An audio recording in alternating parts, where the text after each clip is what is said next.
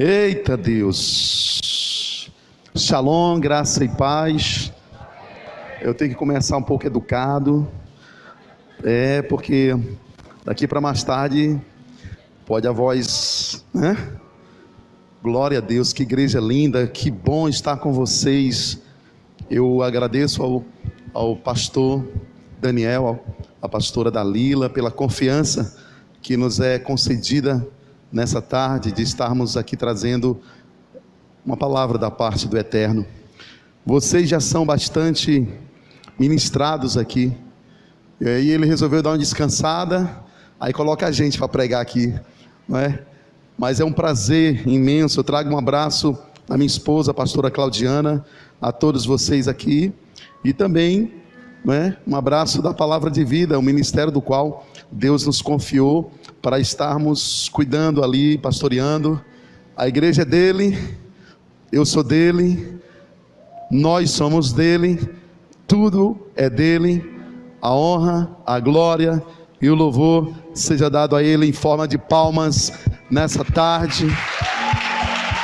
Um dia ele nos tirou do fundo do poço, um dia ele nos tirou do caminho errado, um dia ele nos tirou da lama, da sarjeta, e nos fez assentar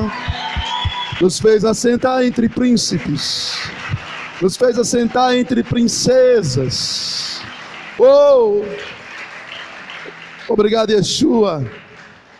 Olha para esse príncipe, essa princesa está do seu lado. Ele nos fez assentar assim.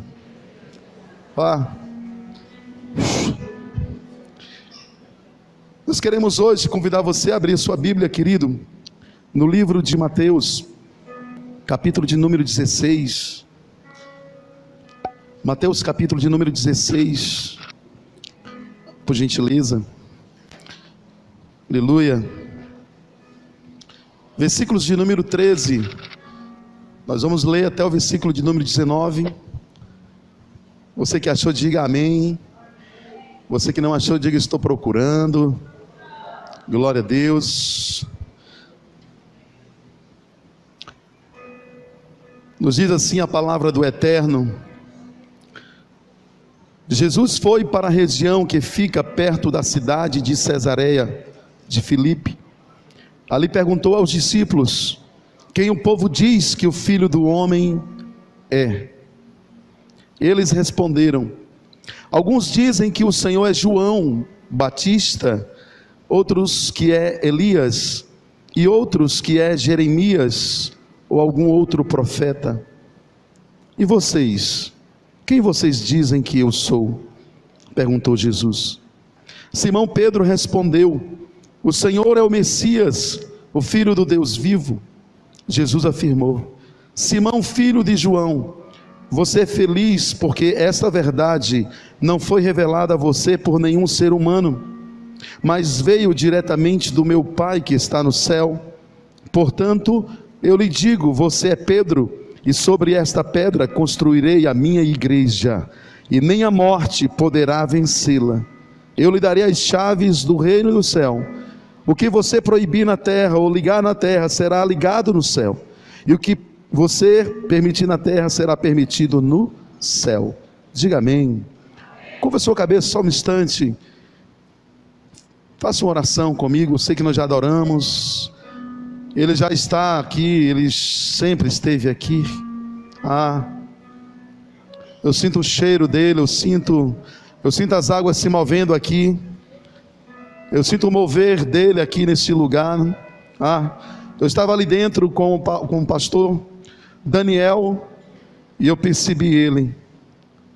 Essas paredes estão encharcadas com a presença dele. Este lugar, este piso está encharcado com a glória dele. Eu não sei, querido, eu preparei água aqui, mas eu não sei qual o caminho que ele vai dar. Mas eu sei que há um mover aqui hoje. Meu Deus. Sabe, eu quero falar hoje aqui com você sobre consciência apostólica. Eu sei que essa igreja é uma igreja apostólica. A gente percebe isso nessa igreja. Mas eu quero falar um pouco sobre consciência apostólica aqui. dentro daquilo que nós acabamos de ler nessa noite. O que é consciência? Consciência é a capacidade da mente perceber a relação entre si e o ambiente onde ela está. Consciência é isso que nós estamos sentindo aqui agora, da presença de Deus. Nós temos consciência.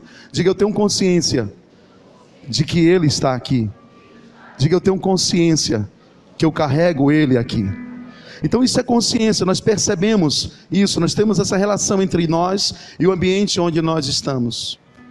Sobre consciência apostólica, existem alguns cristãos que eles são conscientes do ambiente apostólico, sabem que Jesus estabeleceu o apostólico, sabem que eles operaram milagre, maravilha, prodígios, sinais. No entanto, existem cristãos que não se movem num ambiente apostólico, porque pensam que o apostólico era para o passado, era para a igreja primitiva do século I.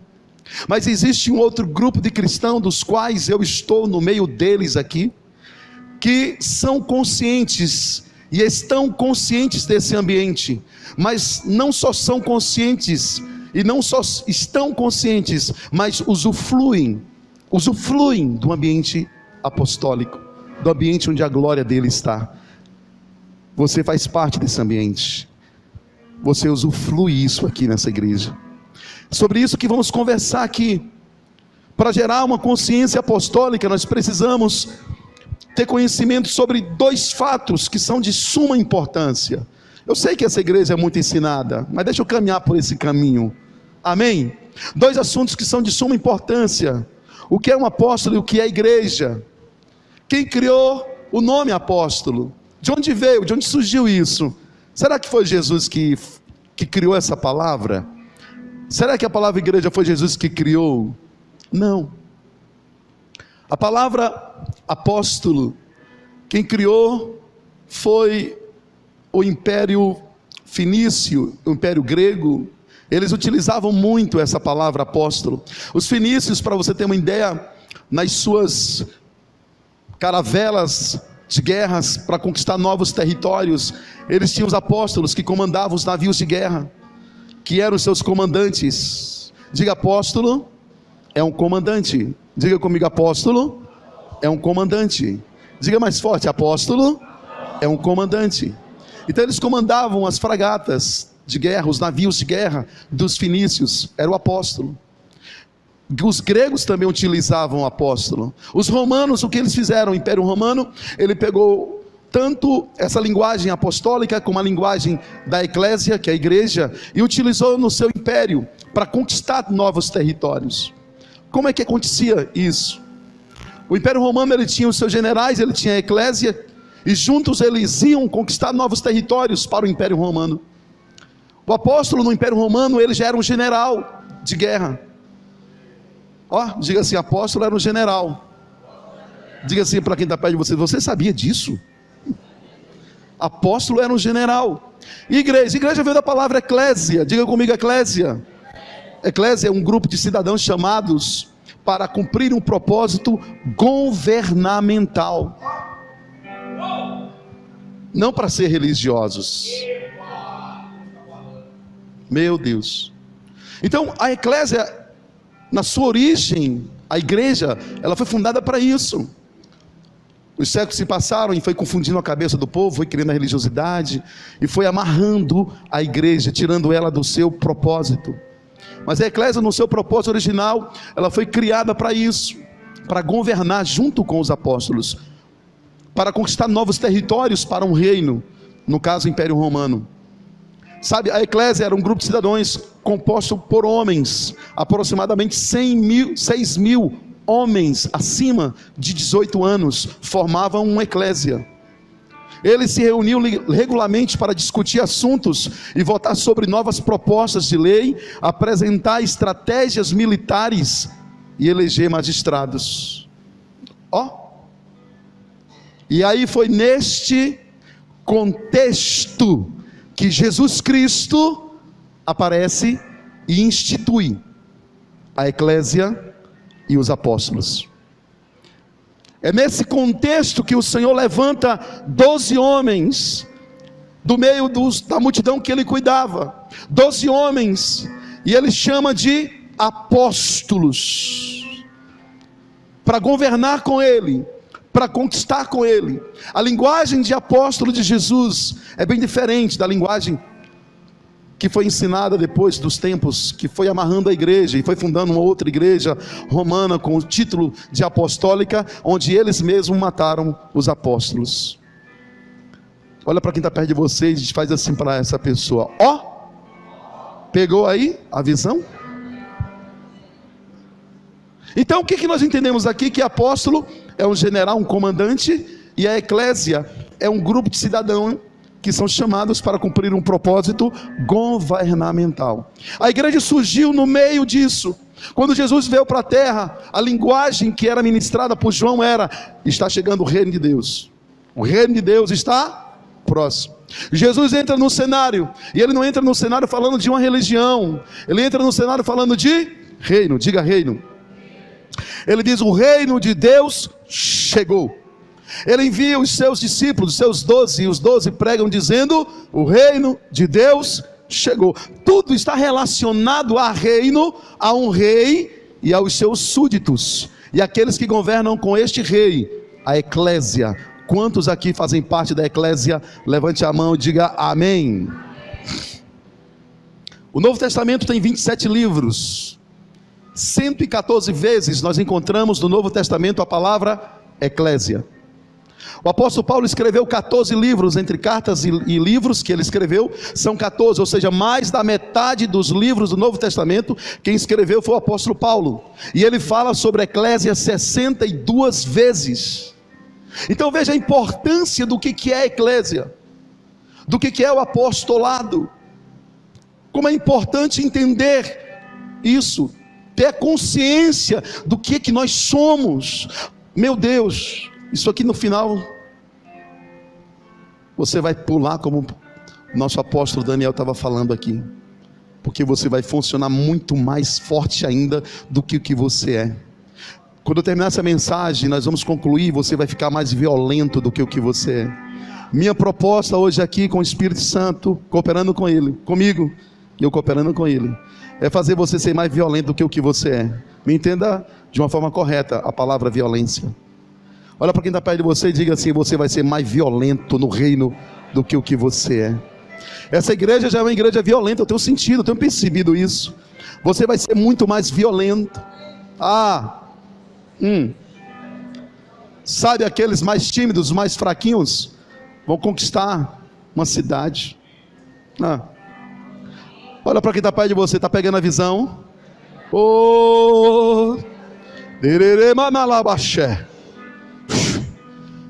Espírito Santo, abra o entendimento, a compreensão.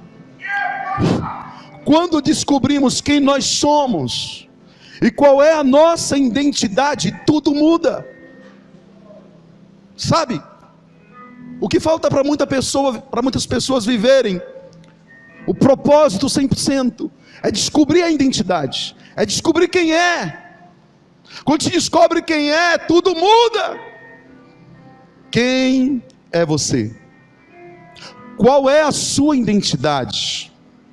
Com carinho, pergunta para essa pessoa que está do seu lado: quem é você? Qual é a sua identidade? Nós já ouvimos falar muito sobre isso. Somos a palavra, somos o que a palavra de Deus diz que somos.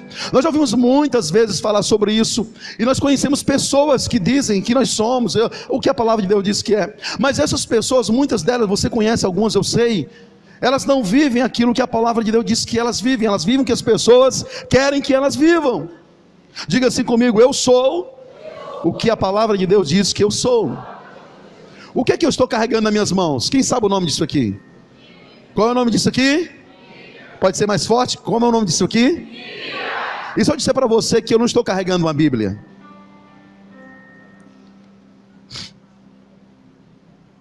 O que é uma Bíblia? A linguagem original, biblio. Isso aqui é a palavra de Deus escrita. É mais forte? Soa mais forte? Soa mais forte? Então segura a sua aí e diga: eu estou segurando a palavra do Deus vivo. Quando eu leio ela cria vida dentro de mim. Diga: eu seguro, eu carrego a palavra de Deus escrita. Quando eu leio, quando eu a escuto, ela gera vida e entra dentro de mim. Faz sentido para você? Dê um aplauso a ele nessa noite bem forte. Essa é a palavra de Deus escrita. Quando eu chamo Bíblia, eu estou falando uma constituição de 66 livros, biblioteca, mas é a palavra de Deus escrita. Somos o que esta palavra diz que nós somos. Então, se ela diz, se nós somos o que ela diz que é, e nós cremos e temos consciência disso, eu vou dizer algo aqui, talvez eu não sei como você vai interpretar, mas não me interprete mal. Você vai me amar até o final, como diz o pastor, o apóstolo Daniel. Nós não somos evangélicos. Eu aprendi isso com o apóstolo Luiz Hermínio, quando eu vi ele falando sobre isso. Meu Deus, cara, muito tempo atrás. Nós não somos evangélicos. Diga: eu não sou evangélico. Diga também: eu não sou. Diga assim: eu não sou crente. Só crente. Crente, tem muita gente que é crente. Você pergunta: você vai evangelizar? Pergunta: vem cá, tu já é crente? Sou. Ah, que legal, cara, que bom. Eu creio no Satanás, que tem mais poder do que... Bicho, vai para lá. Ele é crente. Então você não é só crente. Diga: eu não sou só um crente. Também você não é religioso. A palavra de Deus não vai dizer que você é isso. É essa identidade que nós temos que viver. É essa identidade que nós temos que descobrir. Na verdade, quem nós somos. A identidade é outra coisa que eu vou dizer já já. Sabe o que a Bíblia diz que nós somos? João capítulo 1, versículo 12. João capítulo 1, versículo 12 diz assim: porém alguns creram nele e o receberam, e estes ele deu o direito de se tornarem filhos de Deus. Sabe, às vezes nós lemos isso, mas nos contentamos em apenas sermos crentes. Às vezes nos contentamos em apenas sermos evangélicos. Apenas nos contentamos em alguém dizer para a gente: é um religioso, ele é uma pessoa boa, uma pessoa honesta. Ah, é uma pessoa legal, é religioso. Não. Diga assim: eu sou filho de Deus. Se alguém perguntar: quem te deu essa autoridade? Você vai dizer: Deus me deu a autoridade de ser filho de Deus. Quantos aqui receberam Jesus Cristo como Senhor e Salvador? Essa é uma reunião de filhos amados do Pai. Uou! Sabe, quando nós nos comportamos quando descobrimos quem nós somos, falar com Ele não é mais sobrenatural. Tem muita gente que pensa assim: eu quero andar no sobrenatural. Sobrenatural é alguém que não é filho falar com o Pai. Você é filho, é natural falar com o Pai. Sabe, é sobrenatural teu filho falar contigo. Quem é pai aqui? Quando ele vai falar com você, ele entra no sobrenatural. Epa! Ô Pai! Há uma intimidade aqui. Diga assim: eu sou filho. Diga: eu sou filho. Diga: eu me tornei filho. Diga: Ele me deu o direito. Ele me deu o direito. Sabe, usufrua esse direito. Não se contente em alguém dizer que você é apenas crente. Não se contente em alguém dizer que você é apenas evangélico. Você é muito mais do que isso. Mas muitas pessoas preferem esconder quem é, com medo das pedradas. Jesus sabia quem ele era. Ele disse: eu sou filho. Quiseram matá-lo antes do tempo. Sabe, quando nós dissemos isso na rua, que somos filhos, as pessoas não vão entender. Elas vão querer apedrejar a gente. A minha pergunta é: você está disposto a viver quem você é? Quem está disposto a viver quem você é? Então quando alguém perguntar a você, você vai dizer: eu sou filho. Que história é essa que tu é filho? Filho de quem? De Deus. Da onde o comedor de feijão, arroz, farinha, rapadura é filho de Deus? Eu tenho uma novidade para contar para você. Olha a evangelização. Eu tenho uma novidade para contar para você. Você tem? Tenho. aquele que me tornou filho, Ele quer tornar você prostituta, filho, filha. Ele quer tornar você mentiroso, um filho.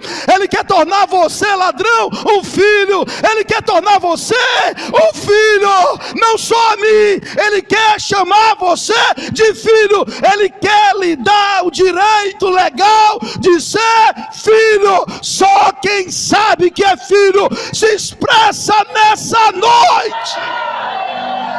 Uou! Filho amado do Pai. Oh! Quem você é? Faz assim na gândula que tem aqui, ó. Você vai dizer: eu sou filho.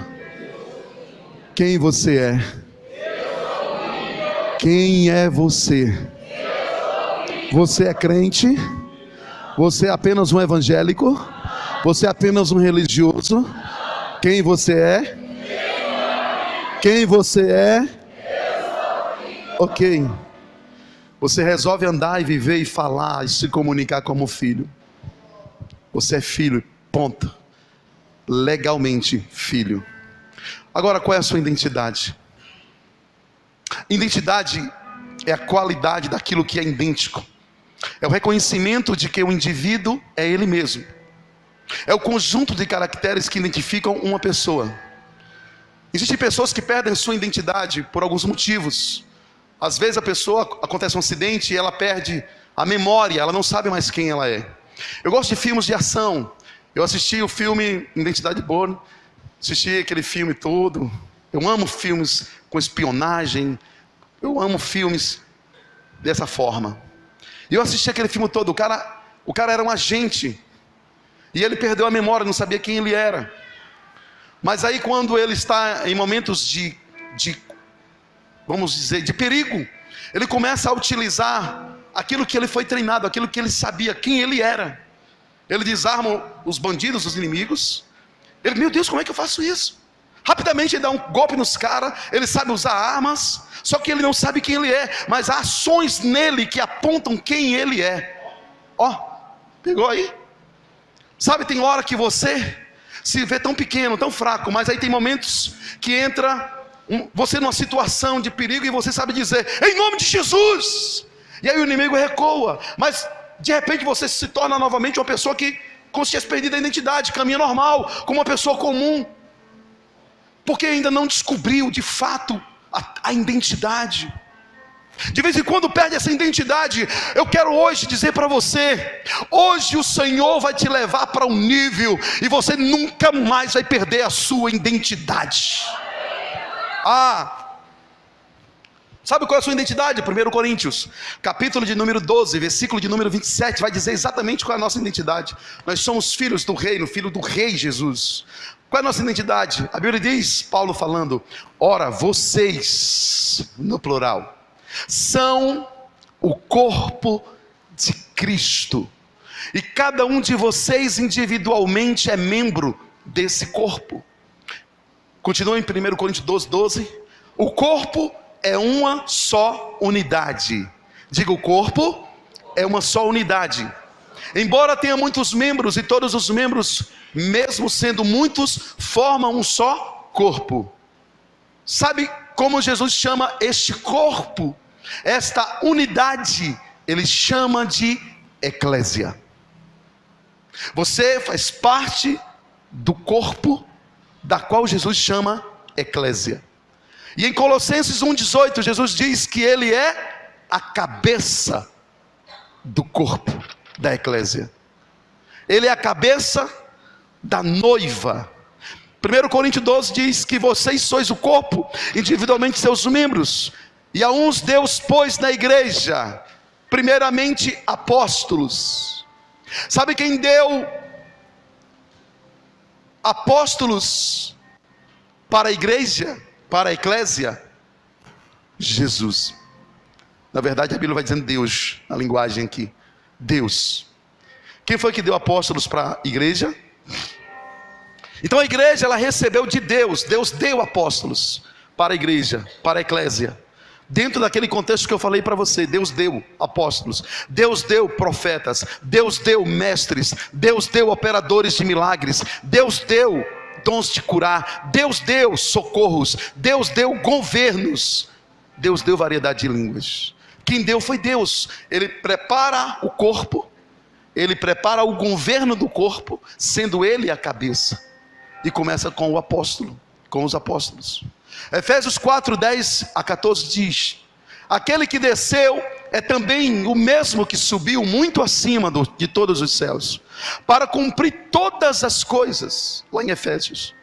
E ele deu uns como apóstolos, e outros como profetas, e outros como evangelistas, e outros como pastores e mestres. Mas qual era o objetivo dele fazer isso? O objetivo dele fazer isso era o aperfeiçoamento dos santos. Esses 5 ministérios vieram para aperfeiçoar os santos. Para quê? Para a obra do ministério. Para quê? Para a obra do ministério, para o trabalho, para a edificação do corpo. Para que ninguém mais se menino. Meninos não conquistam territórios. Meninos não entram em guerra espiritual. Meninos não sabem nem o que é isso. Meninos brincam. Está na hora de crescer, igreja. Há um tempo de ser criança, há um tempo de ser menino, mas há um tempo de ser adulto, e esse tempo chegou.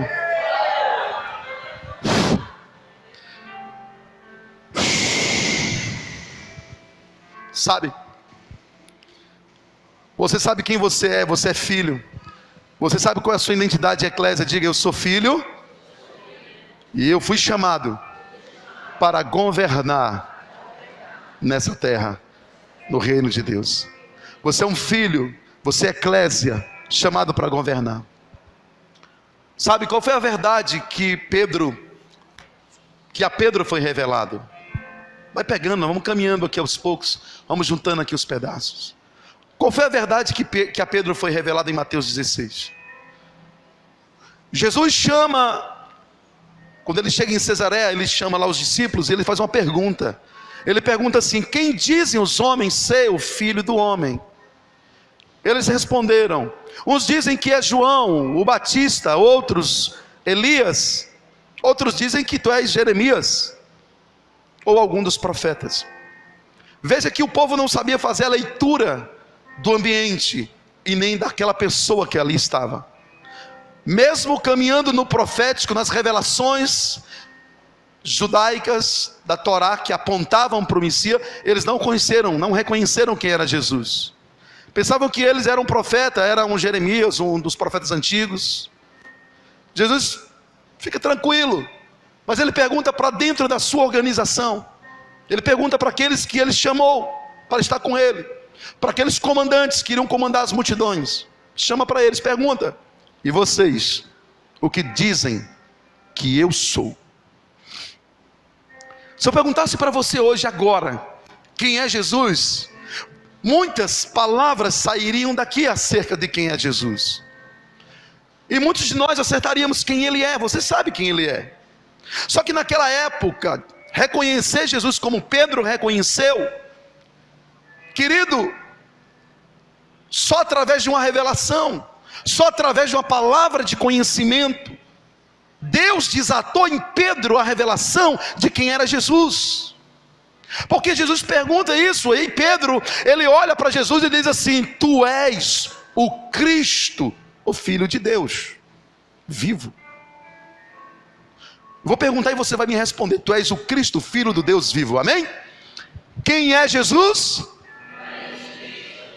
Você pode fazer bem forte isso, tá? Quem é Jesus? Muito bem. Jesus já de cara disse para ele: muito bem, Pedro. Pedro, quem te revelou não foi homem. Você não aprendeu isso na faculdade, na escola teológica, no seminário. Você não aprendeu isso na universidade. Você não aprendeu isso em lugar nenhum. Não foi homem que te revelou. Nem mesmo eu te revelei isso.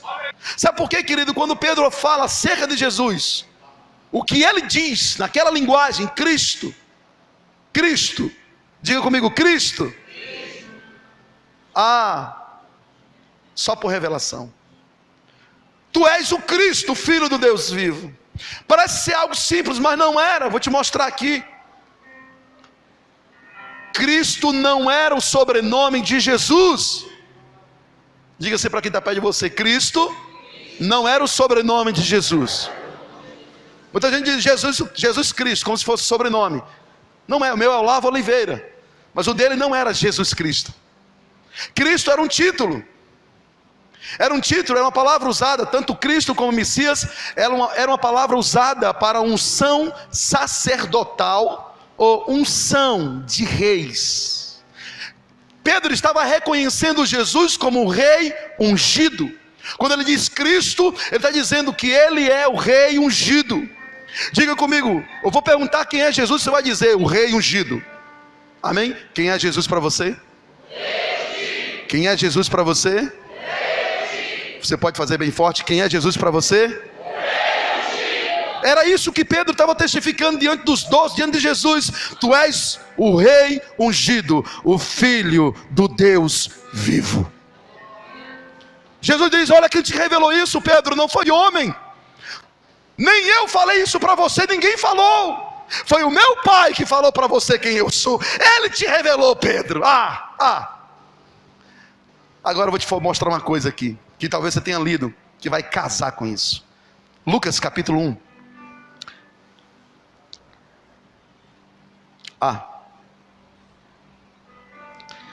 Lucas capítulo 1, versículo 30 e o versículo 33.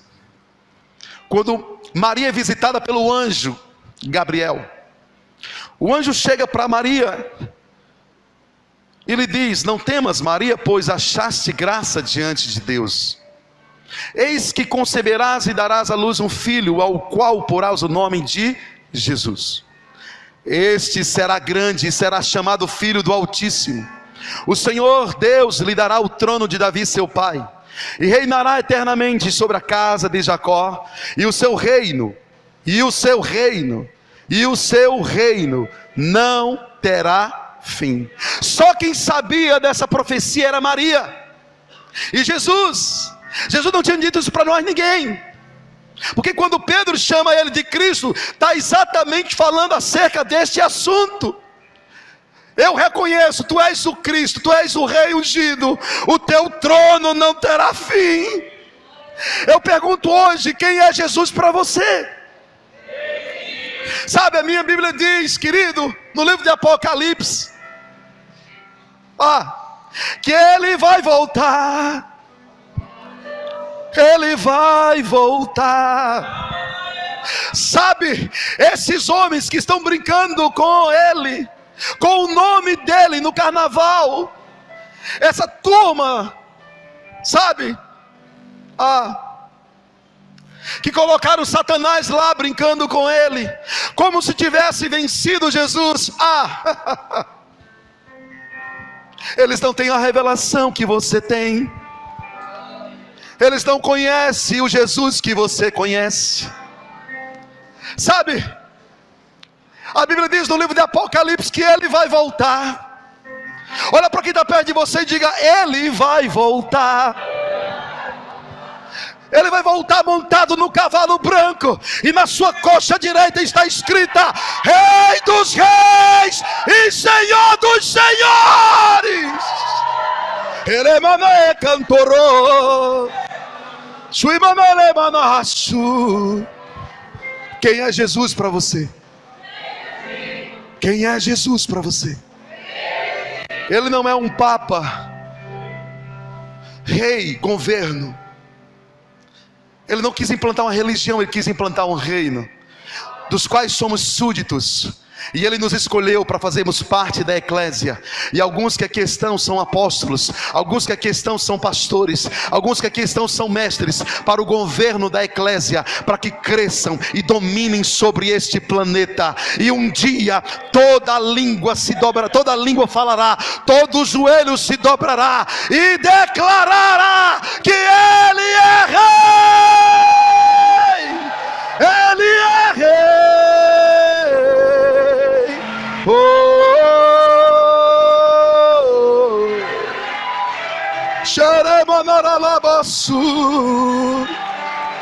Ele é rei. Para isso ele nasceu. Pergunta quem está perto de você: você está entendendo isso? Então você não é qualquer coisa. Se comporte. Você não é qualquer coisa. Sabe quando Pedro tem essa revelação? Deus reconecta Pedro na chamada. Quando Pedro se encontra com essa verdade acerca de quem é Jesus, ele é redirecionado na chamada e recebe 3 chaves. Diga comigo, 3 chaves. A primeira chave, identidade.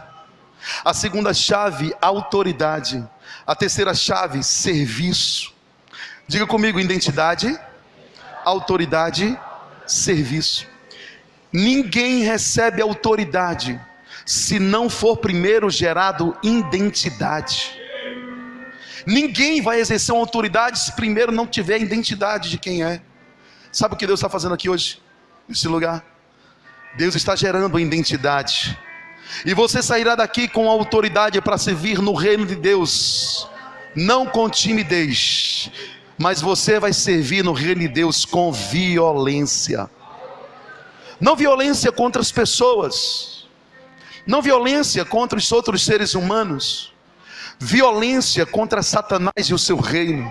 Você vai entrar no inferno, vai arrombar as portas e vai dizer: solte os cativos que aí dentro estão, solte os prisioneiros que aí dentro estão. Eu te dou uma ordem em nome do Rei Jesus. Satanás, solte os prisioneiros.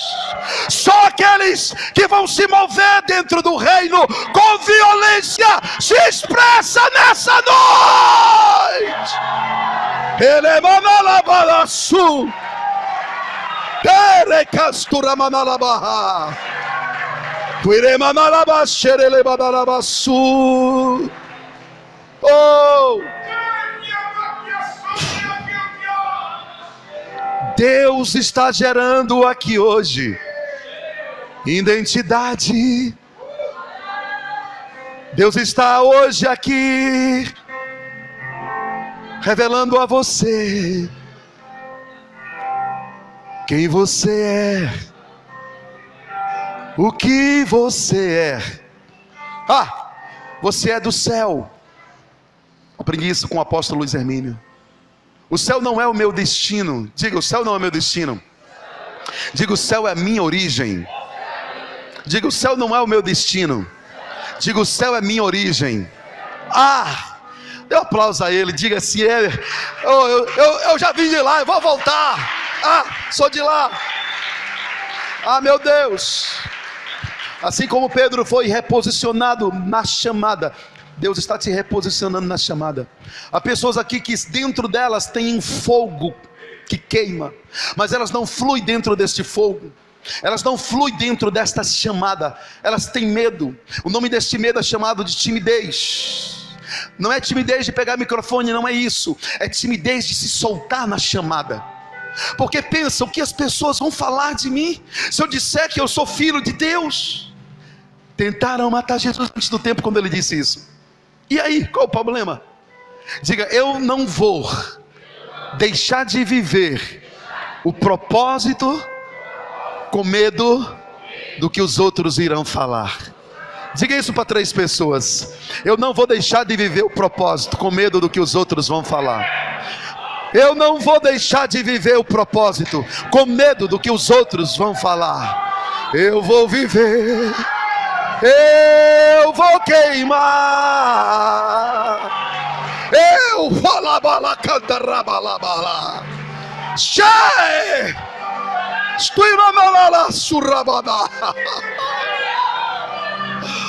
Oh, meu Deus. Sabe aquela palavra que está preso dentro de você? E você segura com medo de falar? Você vai se mover na violência e não vai ter medo de falar. Sabe, aqui dentro eu vejo dons de profetas aqui, mestres. Sabe, hoje eu venho aqui para ativar você isso. Não, se eu falar, vão dizer assim: ah, quer ser muito besta. Aqui ninguém diz isso, eu sei, mas lá fora. Diga: eu vou me soltar. Cutuca assim os três, diga: eu vou me soltar. Faz assim, ó, faz assim, ó. Faz assim, ó, cruza os braços, cruza os braços, cruza os braços, cruza os braços. Diz assim, ó: hoje eu me liberto.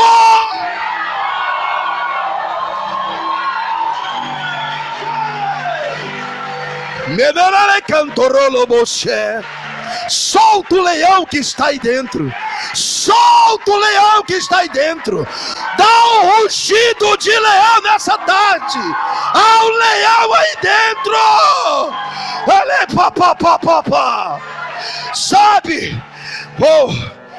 Sabe, o inferno tem medo da gente.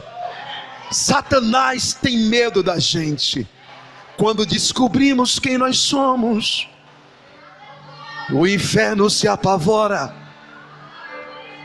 o inferno recua. Cadê o rugido dos leões? Cadê o rugido das leoas? Cadê o rugido da igreja do avivamento? Dê um aplauso a ele. Ai. Pedro é reposicionado na chamada, na vocação. Sabe quando Jesus fala isso sobre Pedro? Pedro é o primeiro homem que prega.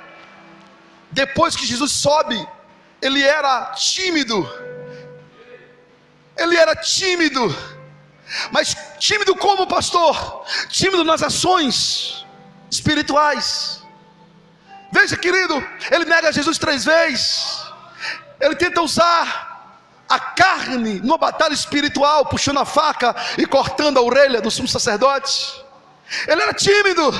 Ele era mais valente da carne, mas no espírito era tímido. Mas quando o espírito vem sobre a terra e ali batiza os 120, as pessoas ficam dizendo: estão bêbados, embriagados. Pedro se levanta e ele prega. E quando ele prega, 3.000 pessoas se rendem aos pés de Jesus. E Pedro inaugura ali a igreja apostólica, a eclésia poderosa. Uou! Tem alguém entendendo isso aqui, pelo amor de Deus?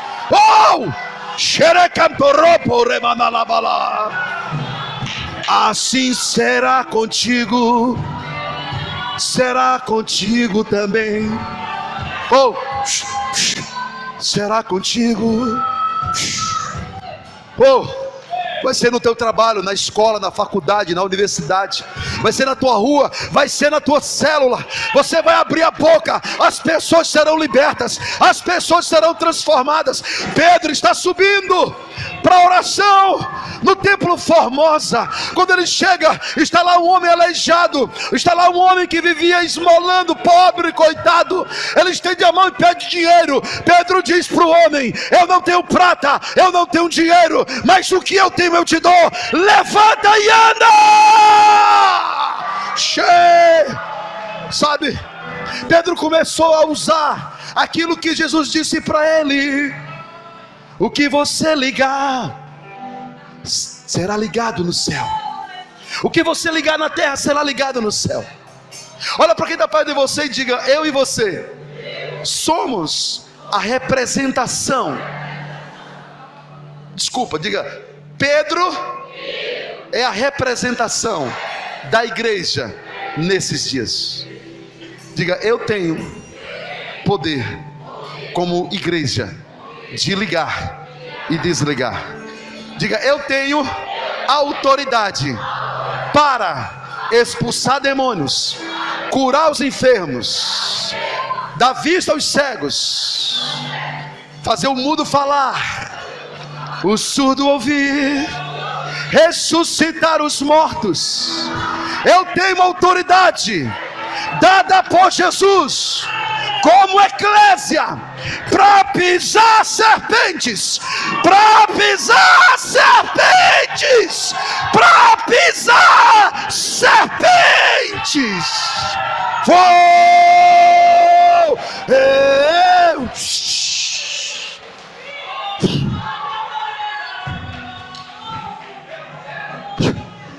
Sabe o que Jesus fala? Pedro descobre tudo isso, é revelado a ele. Jesus fala assim: edificarei a minha igreja. Quem é você? Quem é você? Diga, qual é a sua identidade? Diga, eu sou eclésia.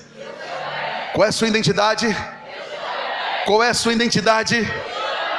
Jesus disse: edificarei a minha eclésia, a minha igreja, e as portas do inferno não prevalecerão contra ela. Não prevalecerão contra ela. Oh, flua no Espírito como igreja. Sabemos quem somos, somos filhos. Conhecemos a nossa identidade, somos igreja, eclésia. E sabemos quem é Jesus: rei ungido. Seja posicionado nessa noite, na chamada. Há pessoas aqui que estão desalinhados no propósito e na chamada. Tem alguns que Deus mandou largar algumas coisas para se envolver integralmente, mas não estão fazendo, não estão obedecendo. Está dizendo: eu vou dar um tempo nisso para depois fazer isso. Afunde o barco e mergulhe de cabeça. Afunde o barco e mergulha. Mergulha no propósito, na chamada. Sabe, o diabo, sabe o que ele mais quer? É que você, que a igreja se perca na vocação e na chamada. Você vai se perder na vocação e na chamada? Você vai se perder na vocação e na chamada? Você vai se perder na vocação e na chamada? Eu pergunto nessa noite: você vai se perder na sua vocação e na chamada? Não. Em Mateus capítulo 28,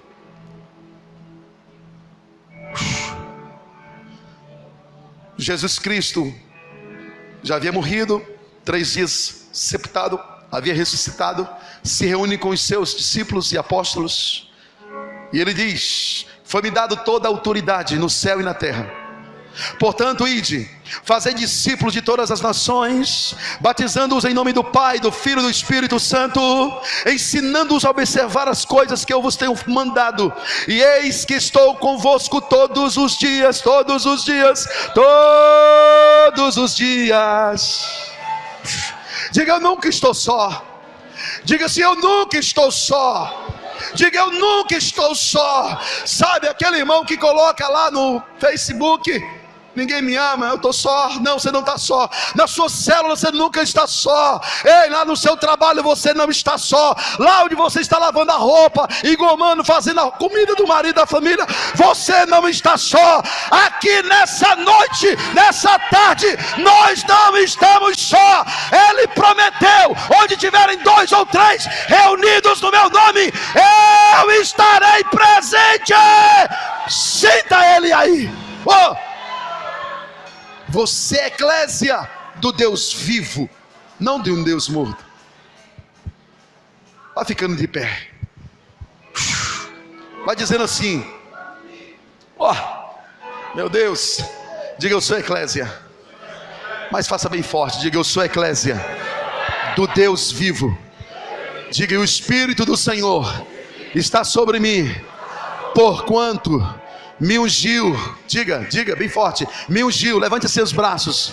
Diga: eu sou eclésia e o Espírito do Senhor está sobre mim, porquanto me ungiu para anunciar boas novas aos pobres. Enviou-me para proclamar libertação aos cativos, restauração da vista aos cegos, para pôr em liberdade os oprimidos, e para proclamar o ano aceitável do Senhor. Essa é a tua função, eclésia. Você nasceu com um propósito apostólico, e subirá da terra para o céu debaixo de um governo apostólico, porque há um apóstolo maior do que todos os apóstolos do mundo. Oh, Yeshua, o leão da tribo de Judá. Ele é o Rei. Oh, este é o tempo de reposicionar-se na sua identidade, é o tempo de fluir na sua identidade. Seja livre para servir.